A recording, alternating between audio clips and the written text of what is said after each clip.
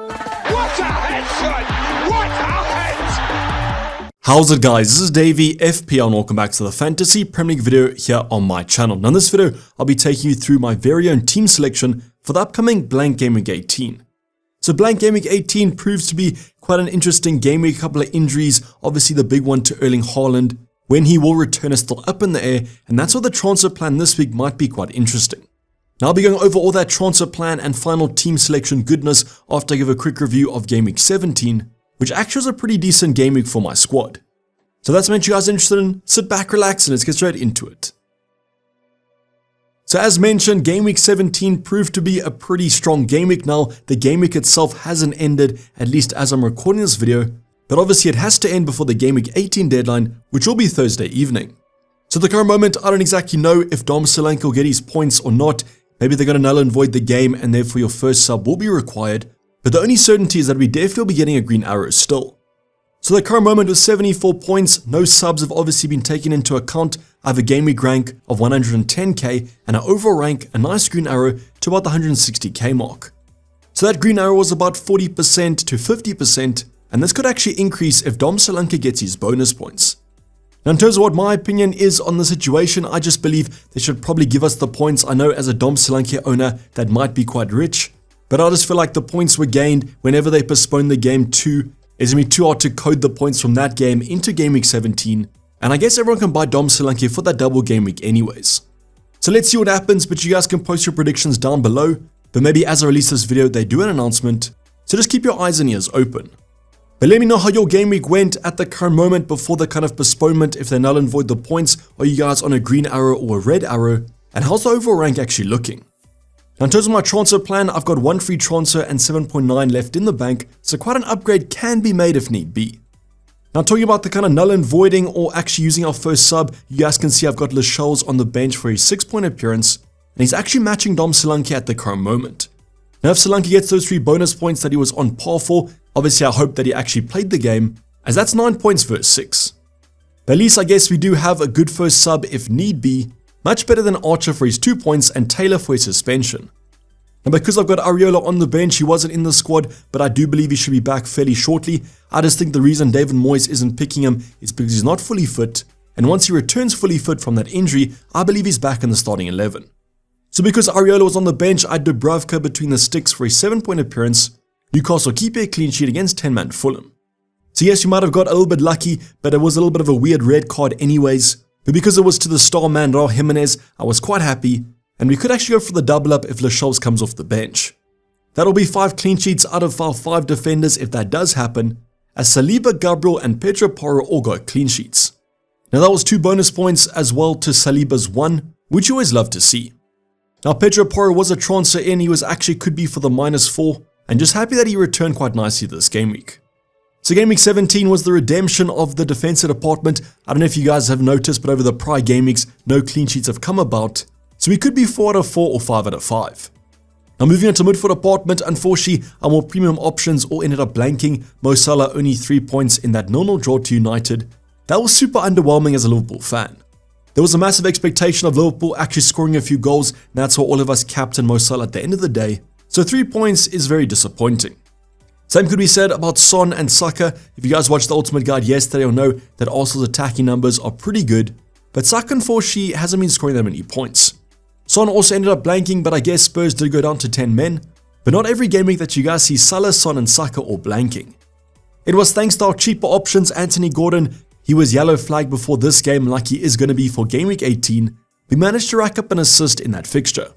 Now I actually think that 6 points is pretty low for his performance because if you guys saw, had a bit of XG, a bit of XA, and definitely should have got more than 1 attacking return.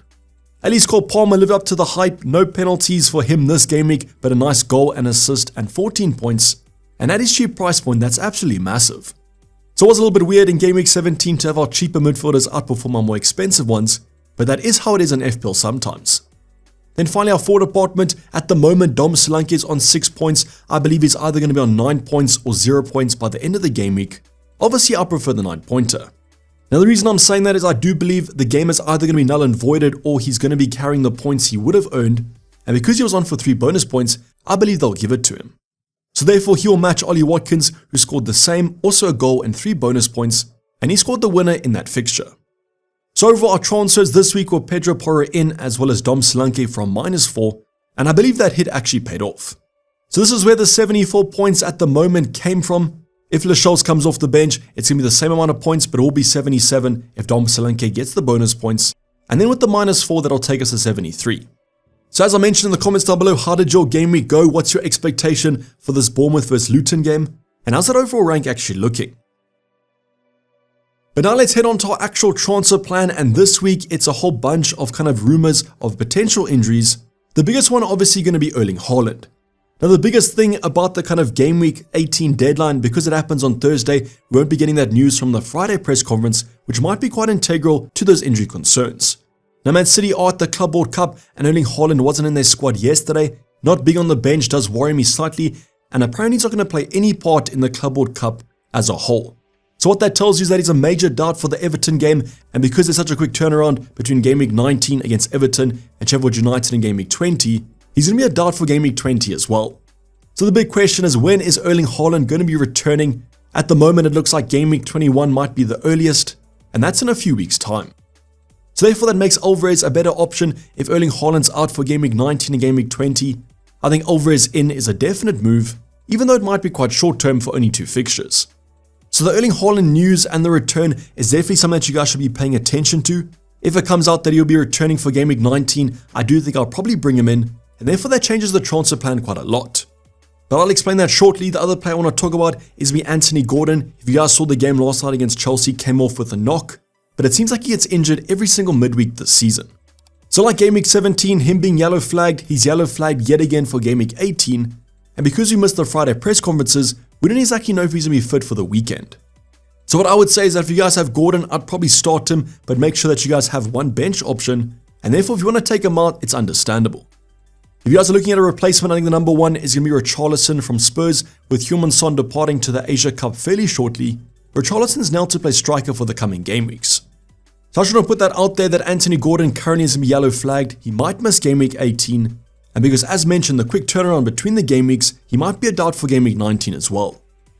But let's get back to that Erling Haaland news, and the reason I want to talk about it again is the fact that if he does return later on, say game week 21, game week 22, we can therefore get him in with the Mo Salah downgrade or the Heung-min Son downgrade. As I mentioned yesterday in the Ultimate Guide, AFCON and the Asia Cup start in game week 21, and therefore we'll be taking out Mo Salah and Heung-min Son probably around then. So what you guys can then do is downgrade Salah to a cheaper option, upgrade a Archer, upgrade a Solanke, whoever you want with those funds, and therefore all that money in the bank now we can actually use on an upgrade. So the upgrade we spoke about yesterday was going to be Kieran Trippier or Trent Alexander-Arnold, and I discussed in that video that I currently prefer Trippier. Now I know last night didn't have the best game, actually was at fault for that Chelsea goal in the dying seconds, so Trippier definitely hasn't had the best December. But I do think out of those two, I probably prefer Trippier at the current moment. That Luton and Forest game are definitely better than the Arsenal one, even though Trent plays at home. So Trippier in is definitely a move that I'm considering if Erling Haaland returns around game week 20, around game week 21. I could use the funds now to do an upgrade, but because I already have 3 Newcastle, it's going to be Lascelles out. Now Lascelles might actually be playing this Luton game, so this might be quite a like-for-like switch. I know Botman just returned from that injury, but he only played 45 minutes last night, and therefore he might not be rushed back into the starting 11 again. So I do think Lascelles has a chance of playing definitely, but there might be some rotation concerns, and that's why this upgrade does make sense because Kieran Trippier on paper is more nailed. Now the only thing about this is, do I think Luton might score and Liverpool might score definitely, so that might make only 1 clean sheet in the next 3. So the upside of this transfer might not be as much, but Kieran Trippier is a quality option, a quality FPL asset, and therefore this upgrade makes sense on paper. So once again, if Erling Haaland returns late on, if we get news that he's definitely a doubt for game week 19, game week 20, I could use the funds in the bank to make this upgrade, and this definitely upgrades my defense. Now there's another transfer I spoke about in my transfer plan yesterday that definitely does upgrade my defense, I do believe, and it's going to be bringing in an Aston Villa defender. Now the reason I'm saying this is they do face Sheffield United this game week. I believe it's basically a locked-in clean sheet. Sheffield United are one of the worst attacks, whereas Aston Villa have had a pretty good defense. Now the options, you guys can go for Konza, you guys can also go for Diego Carlos, but Pau Torres is another enticing option. But I don't believe there's too much between them, but I'm just trying to go for someone that's nailed. Now obviously big news about Pau Torres is he does carry a knock at the current moment, but as far as I know, Emery will hold a press conference tomorrow. So this upgrade could be quite nice in terms of our defensive department. I think the Aston Villa defense has been playing pretty well, and a few clean sheets could be on the cards in the future game weeks. Now in terms of my transfer out, it might be for Charlie Taylor, and the reason for this is I might prefer to keep Lascelles for those Newcastle games, but obviously he's quite rotation prone. So even though Charlie Taylor might be nailed in that Burnley backline, I just trust Newcastle more, and if Lascelles maybe plays the odd game, he could be worth it, and that gives me some rotation in my defensive department. Now obviously I could also do Lascelles out for Pau Torres if need be, but I think there might be a chance that Lascelles plays this game week. Now at all these transfers, yes, Kieran Trippier might be quite attractive. If we get news about Erling Haaland, he's probably the transfer in, but otherwise this Pau Torres move looks quite secure. If you do get a leak, then maybe Anthony Gordon will be missing a few game weeks. I think I might prioritize that move as he is an attacker. But let's just assume that I'll be doing this last move that I spoke about, so an Aston Villa asset in. It might be Konza, Diego Carlos or Pau Torres if he's fit, as I think the upside for Game Week 18 might be slightly more for the Aston Villa assets. But comment down below, what's your preferred move for this game week? Do you prefer Trent to Trippier, or are you guys also upgrading your defensive department? And let me know any concerns that you guys have with your transfer plans. But now let's go on to the team selection, and what I'll be doing here is showcasing the team if I do the Pau Torres move. If I go for Kieran Trippier, I'll discussing the permutations of that. And obviously if I take out Anthony Gordon, I'll just play whoever I bring in. So let's go over the bench, and the bench this week, if I do the Pau Torres move, might be quite interesting as I am benching the double up in Gabriel and Saliba. I just believe Liverpool won't blank for 2 weeks in a row at Anfield, and even though their Arsenal defense is pretty good, I'm going to back the red men to score in this one. So yes, this could backfire on us quite a lot, and obviously if I don't do a transfer in the defensive department, I'll play one of Gabriel or Saliba. Other than that though, Archer against Aston Villa, that's a tougher game on paper, and then Areola once again against United.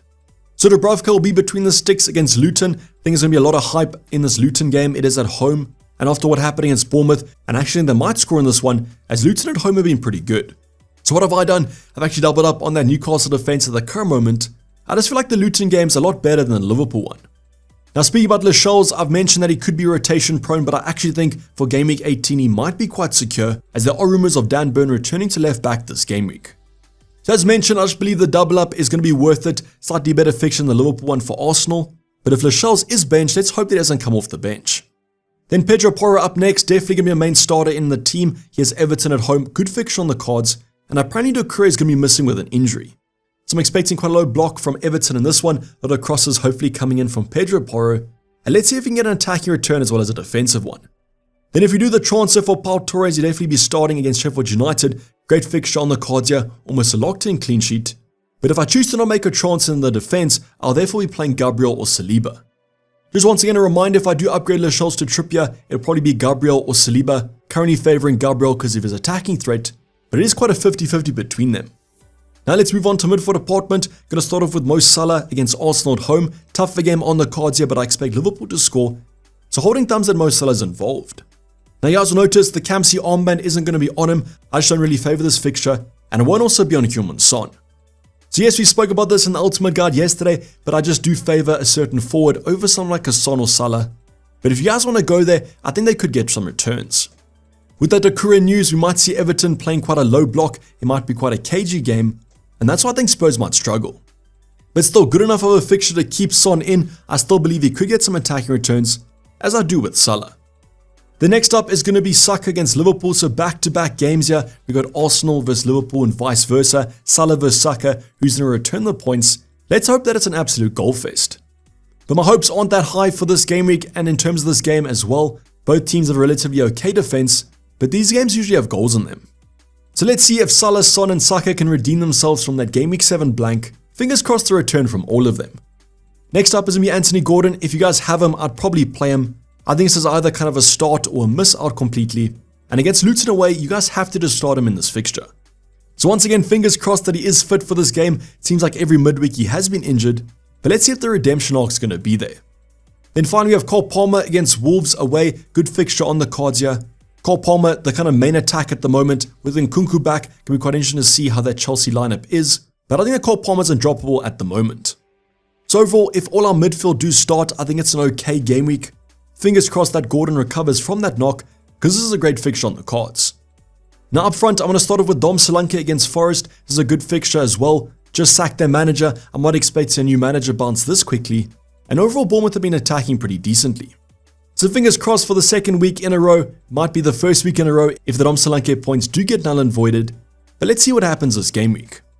Then finally our captain, Ollie Watkins against Sheffield United. Yes, our captain, the armband will be on the striker. He might not have penalties, but I do think there might be 1 or 2 attacking returns here. But my biggest concern is that he has been consistent, but the ceiling hasn't been that high. So let's finally see if we can get a haul from Ollie Watkins in blank game week 18. I'm pretty set on my Camsey. In the comments down below though, let me know who your captain is for the upcoming game week. Are you guys going for Salah, Son or Watkins, or going completely differential? Interested to see what you guys think. Now as mentioned, this is if I do the Pau Torres move. I just believe for this game week the upside might be slightly higher for the Aston Villa side of things, but obviously Kieran Trippier is a great asset. Let's hold thumbs that we might get some news tomorrow about Anthony Gordon, because if he is going to miss a few game weeks, I'll prioritize him as a transfer out. Now we'll be doing a deadline stream tomorrow, so please be there if you guys can. I'll be locking in the team, probably locking in the transfer, and we'll be answering all your guys' questions about the game week. But if you guys can't make it, make sure that you comment down below all your concerns. I reply to every comment on my videos usually, or my Discord server where I might be slightly more active. But this is basically going to wrap up the video, guys. Hope you guys did enjoy it. Please don't forget to like if you did and subscribe if you have subscribed yet. As mentioned, deadline stream coming up tomorrow, 1 hour before the deadline. Hope to see you guys there. But for the time being, I'm signing off. It's been Dayvy FPL and I'm out. Cheers, bye.